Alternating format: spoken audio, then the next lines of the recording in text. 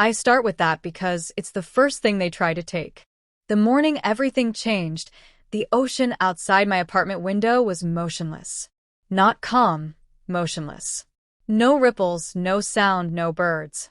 It looked less like water and more like a sheet of dark glass stretched to the horizon.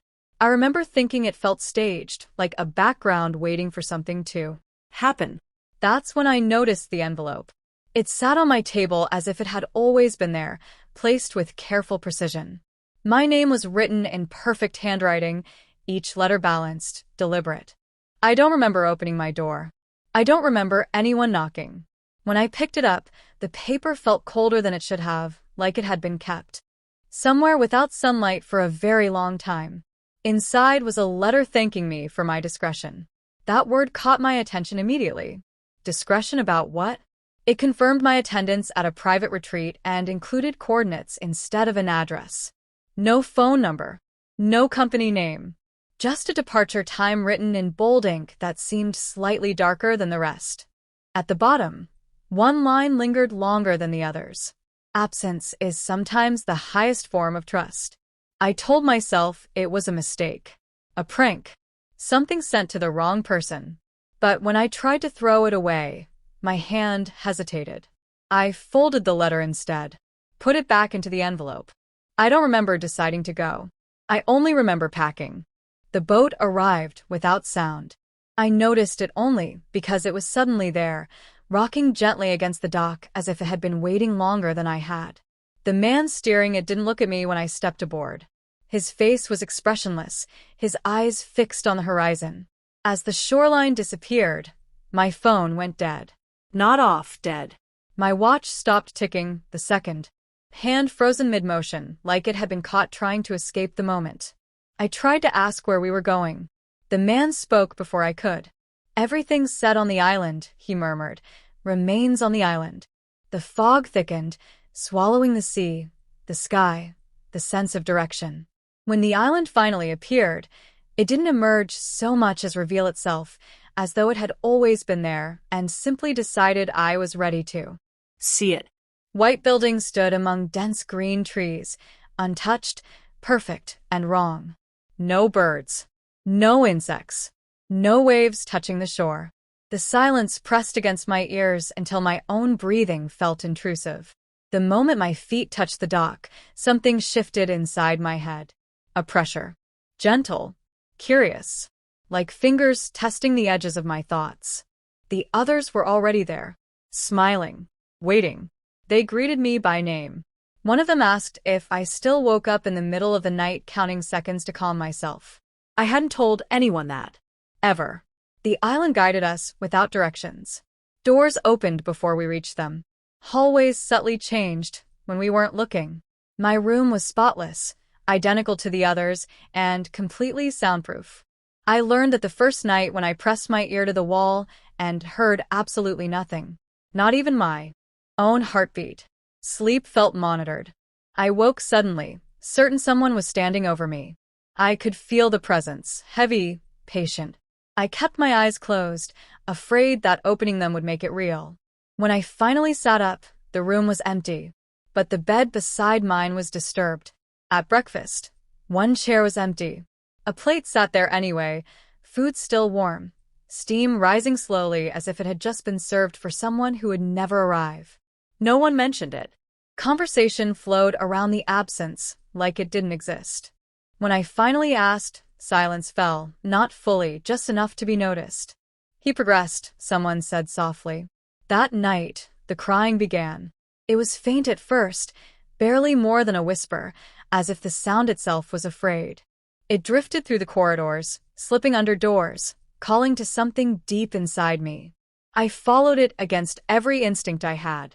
The lights stopped at the edge of the trees. The crying stopped too. My name replaced it. Ayaan. Spoken in my own voice.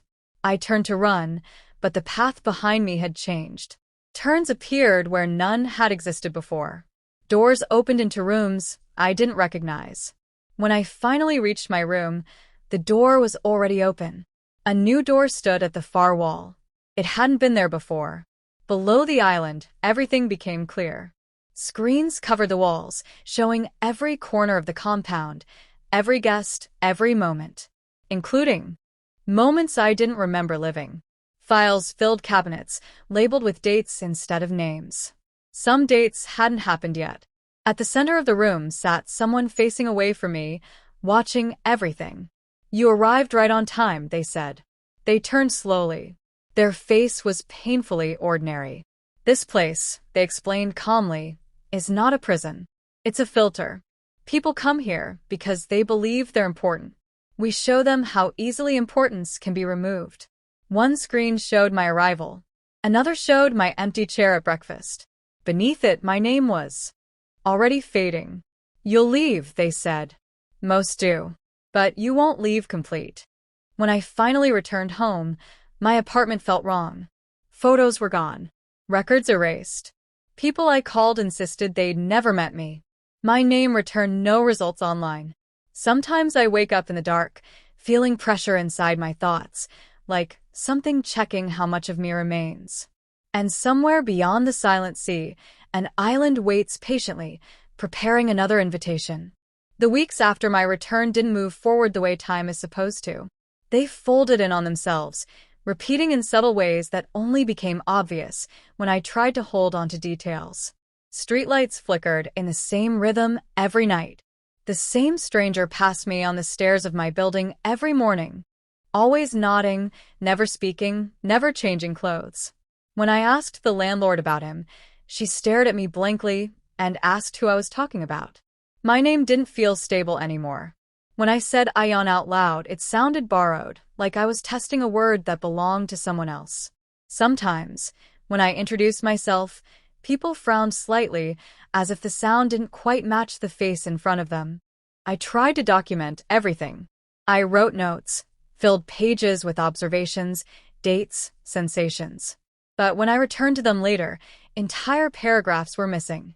Not crossed out, not erased, simply gone, as if they had never been written. The gaps made my head ache. Staring at them too long caused a dull pressure behind my eyes, the same pressure I had felt the moment I stepped onto the island's dock. At night, sleep came in fragments. I dreamed of white corridors that stretched endlessly, of doors that opened just a second too late, of screens showing my life from angles I didn't recognize. In one dream, I watched myself standing in my apartment, staring out at the ocean, holding an envelope. In the dream, I knew I was already gone. I began to notice small changes in my reflection. Not physical changes, something worse. Sometimes my reflection lagged behind my movements by a fraction of a second. Sometimes it smiled when I didn't. Once, very briefly, it looked past me, as if someone were standing in the room behind my shoulder. The crying returned. Not outside this time. Inside my walls. Soft, restrained, muffled by distance and intention. I pressed my ear against the plaster and felt vibrations, like sound trying not to exist. When I knocked, it stopped. When I stepped back, it started again. I followed it down the stairwell, through the parking garage, out toward the water. The sea was still motionless, just as it had been the morning the invitation arrived. For a moment, I thought I saw lights far out on the horizon, blinking in a familiar sequence. My chest tightened. I counted them without realizing I knew how. One night, my phone rang. No number. No vibration. Just sound, sudden and intrusive. When I answered, there was silence on the other end, deep, listening silence. I was about to hang up when a voice spoke softly. "You're retaining more than expected." My throat tightened. I didn't ask who it was. I already knew. "You weren't supposed to notice the gaps," the voice continued. "Most people accept them. They fill the empty spaces with comfort. What did you do to me?" I whispered. A pause. Then, almost kindly, we removed what interfered. The call ended. My phone screen went dark, reflecting my face back at me. For a split second, the reflection showed someone else standing behind me, their hand resting lightly on my shoulder. I stopped sleeping after that. The world began treating me like an echo. Automatic doors didn't open for me sometimes. Motion sensors failed. Cameras didn't register my presence. Once, I stood directly in front of a crosswalk signal and watched the light cycle as if I wasn't there at all. I went back to the dock. The boat was waiting. The same one. The same man at the helm. He didn't look surprised to see me. He didn't ask why I was back. As we pulled away from shore, I realized something horrifying. I wasn't afraid anymore. The panic, the resistance, the desperate need to be whole again, it had dulled. In its place was a quiet acceptance, like a memory I'd already lived too many times. The fog closed around us. When the island appeared again, brighter and more welcoming than before, I understood the final truth. Leaving had never been the point. Returning was. As the boat touched the dock, the pressure returned inside my head, familiar and patient. The others stood waiting, smiling, calling my name with practiced ease. But this time, one chair at breakfast was empty. And I knew, with a certainty that hollowed me out, that it was being kept